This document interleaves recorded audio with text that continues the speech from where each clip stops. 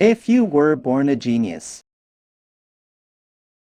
smarter than everyone else, and learning came easy to you, how would you live your life? Today's story is about a rebellious genius, a boy who found redemption at the famous MIT. Professor Lambeau from the math department wrote a problem on a hallway blackboard. He told his students, anyone who solves this before the semester ends will get an A and be remembered by the whole school. The class went wild. Lambeau, a prize-winner mathematician, thought the problem was almost impossible. If anyone solves it, he joked, I'll wear a dress and eat the blackboard. No one thought it could be done. But one day during an event, a student ran to him and said, Sir, someone solved it. The professor was shocked. He rushed back to school. The answer was perfect. Unbelievable, he whispered. Who did this? But no one admitted it. The next day, the classroom was full. Everyone wanted to see the mystery genius. But no one stood up. The professor smiled. Looks like we have a real master here. Then he wrote another problem on the board. This one took my team 2 years to solve, he said. If you're that good, try this one. But no one could have guessed the genius who solved the problem wasn't even a student. He was just a janitor cleaning the hallway. His name was Will. Will lost his parents when he was young. He grew up in foster homes. Life was tough for him, with little education and no real skills. He survived on odd jobs. But when one door closes, another one opens. Will was born with a brilliant mind.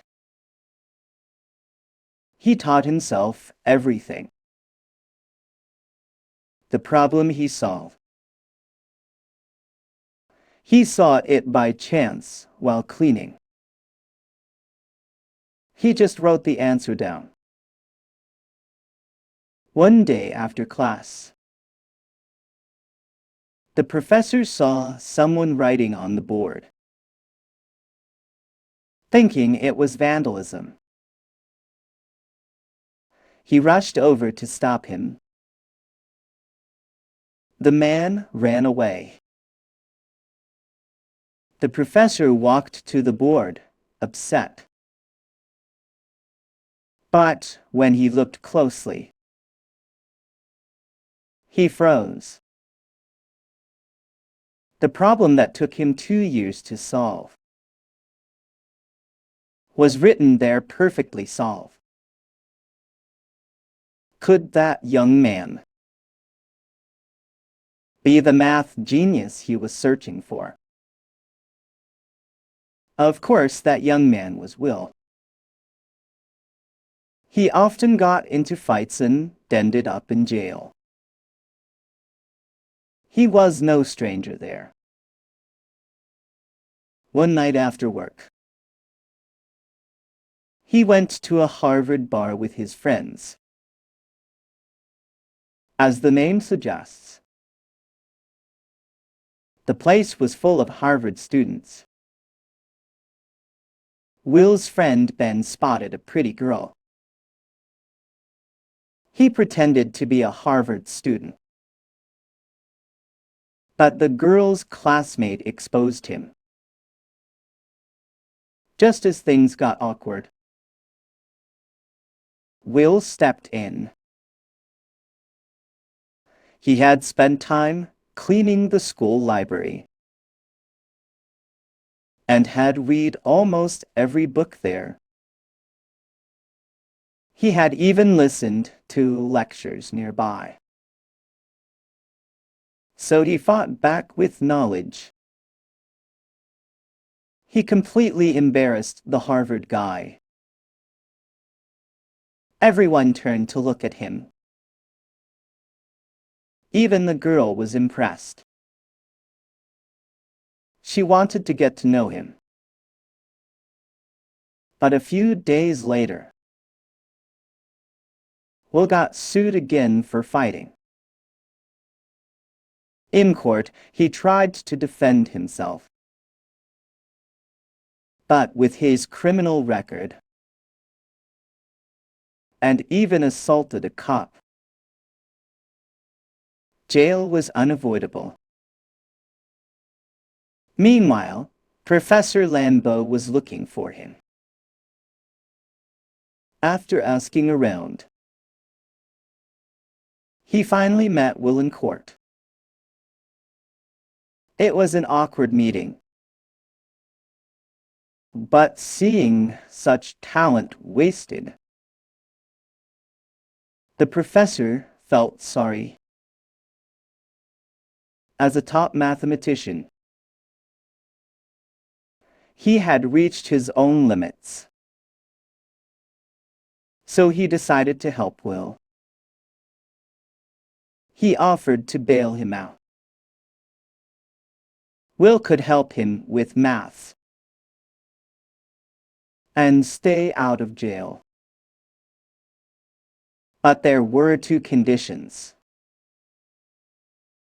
First, meet him weekly to study math.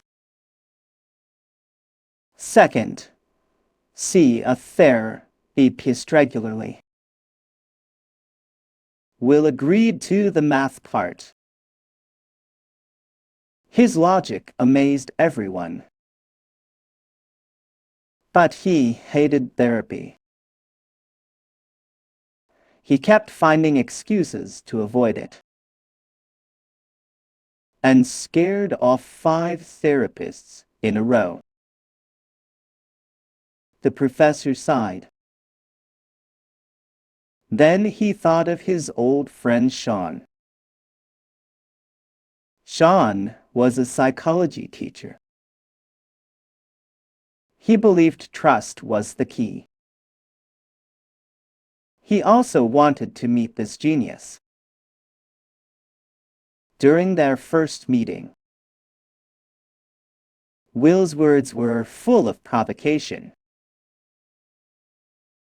He pointed to a painting in the office. A small boat in rough waves. He said it looked like Sean's life.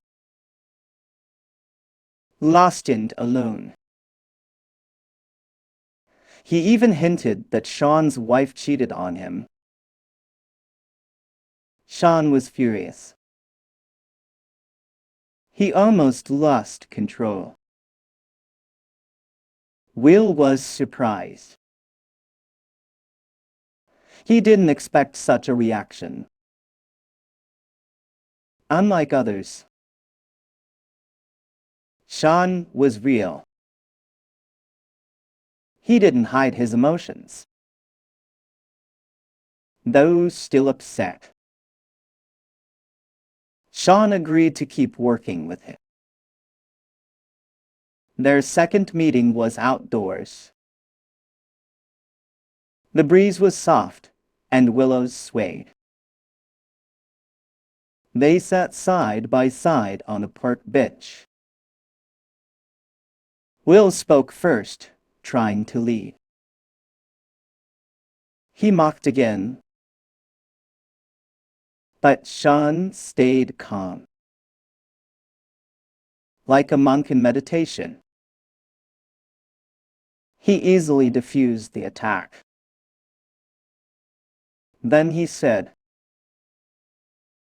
"You want love, but you hide behind pride. You show off your talent just to be noticed. But if you want others to understand you, you must be honest." Will fell silent. Sean didn't push him. He chose to wait. By the fourth meeting, Will began to open up. He told a joke,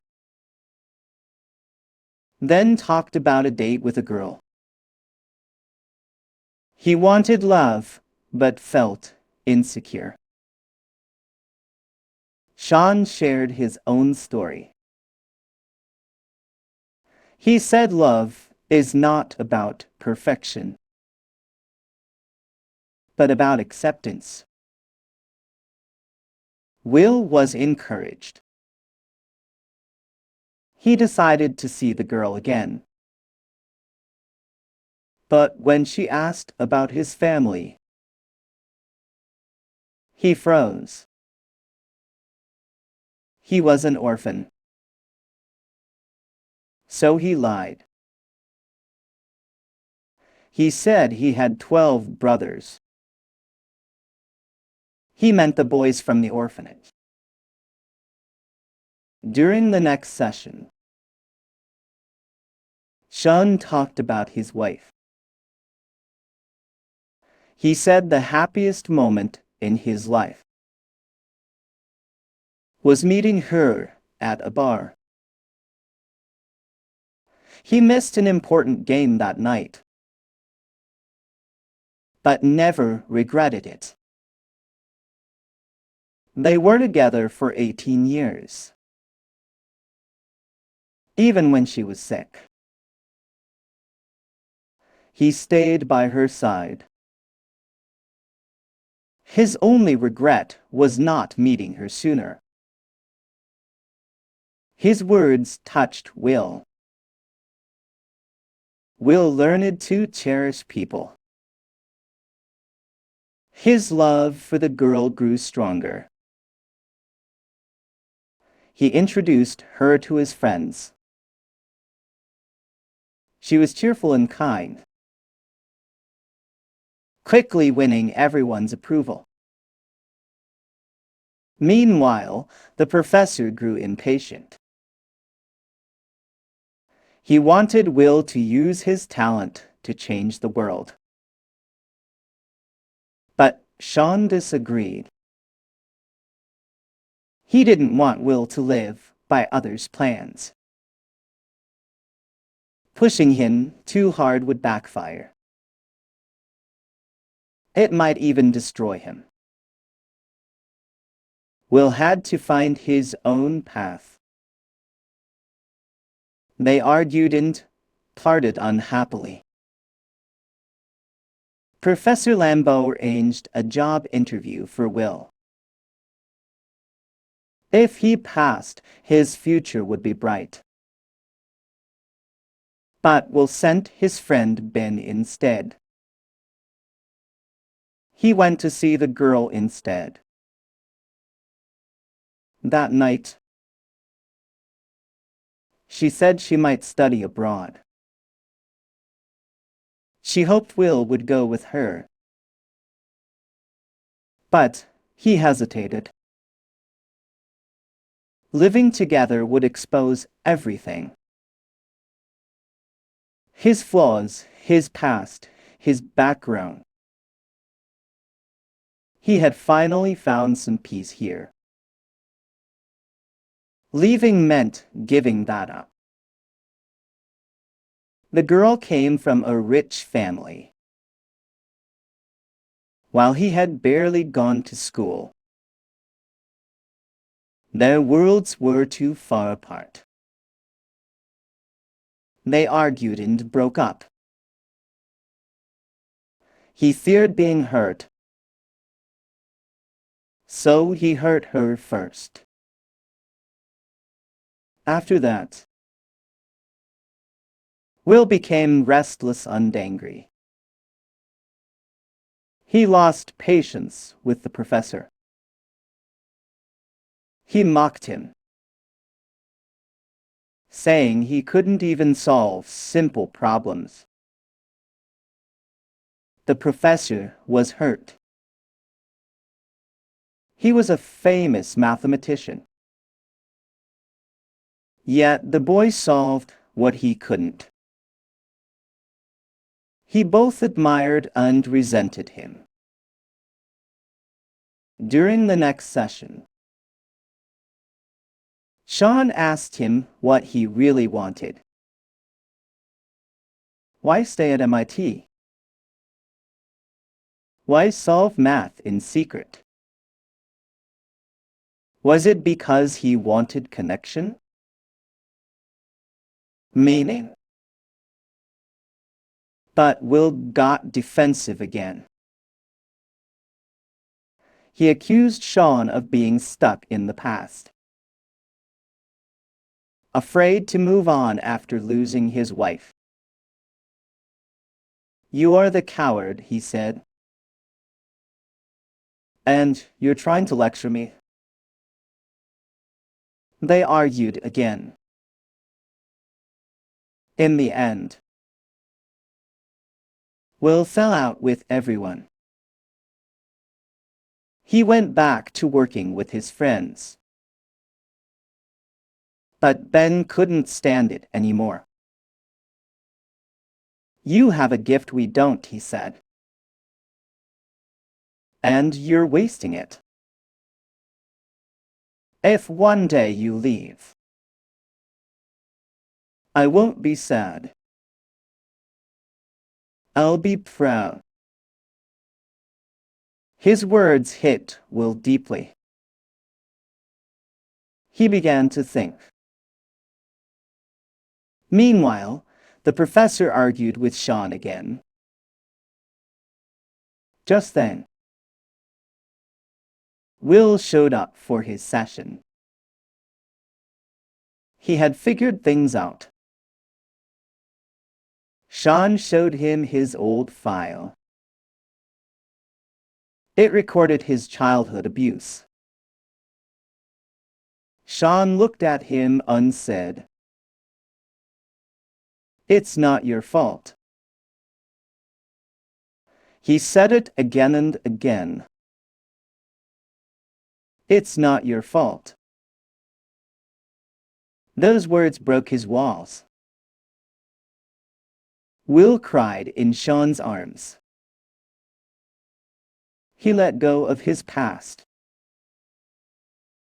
He was ready to face himself. He turned down the professor's job offer. He decided to go to California to find the girl he once pushed away. Sean also found peace. He planned to travel and rest.